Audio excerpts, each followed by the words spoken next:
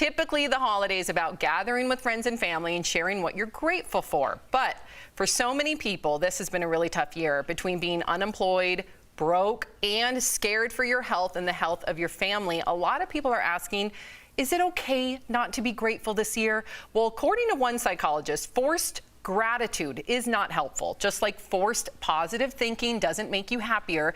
So the question is it okay not to be thankful this year? I immediately thought of you, Jeff, because I know that you're all about finding the silver lining, focusing on positivity. What do you make of this? Well, it seems ironic that we have one of these stories every week just to fire up Big Jeff to get things started, but we got to do it. So here's the thing. If you don't want to be thankful for anything, do you, okay? I can't help everybody in the world by thinking positively, right?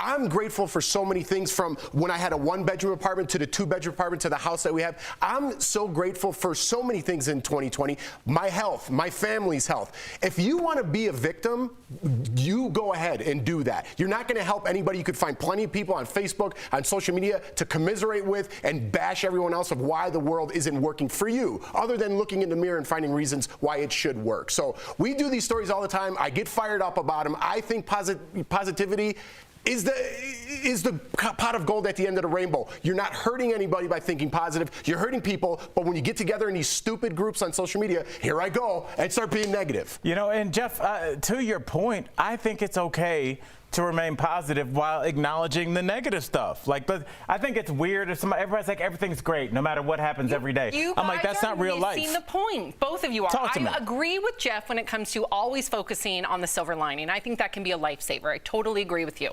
However, if there's somebody out there that lost a family member, some people have lost multiple family members to COVID, they're unemployed, they are having the worst year of their life. It doesn't mean that they can't focus on some sort of positivity to give them some sort of hope. But at the same time, I think it's okay to say this has been a really horrific year, and to focus on those feelings and perhaps go seek help for those feelings. Go see a therapist, deal with the feelings.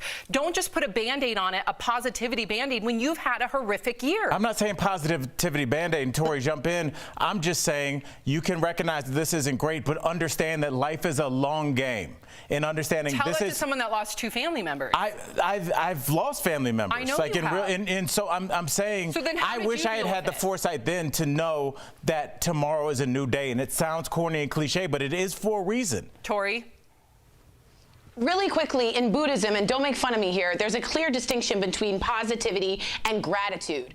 Do I think you should always be positive? No. I disagree with Jeff on that. I think allowing the suffering and things to go wrong in life actually allows you to live a better, more peaceful life, because you can expect things to happen. Now, do I think you should force gratitude? 1000%. If you are finding nothing to be happy about, go outside and be happy for the sunshine, for the air you breathe, for the wind in the trees, for the grass, for the shade.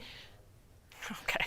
What does that mean? That means he's happy that the Browns are winning. Cleveland Browns are doing good. Hey, really quickly, Al, because you've lost a family, and I agree with you, Tori, thank you for that. Because you've lost a family member, this is your opportunity to help somebody. And there's so many people in America right now and the world that have lost family members. What got you through it? The fact that I stayed on the track, and what I mean by that is at one point I was dealing with the fact that I lost my dad suddenly. I was definitely an alcoholic at the time.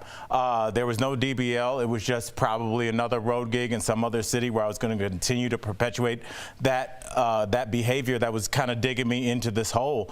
And there was a point in time where I realized, and I think, Jeff, you talk about this a lot when you talk about your positivity, and I think people misunderstand. You start focusing on what you can control. I can't control a casting director liking me. Might be too old, might be not ripped enough, whatever they want. I can't control that. I can control when I show up to be the best version of me every single time. And I started doing that on stage. I did that for this audition. I did that with my family, and here we are. Love it.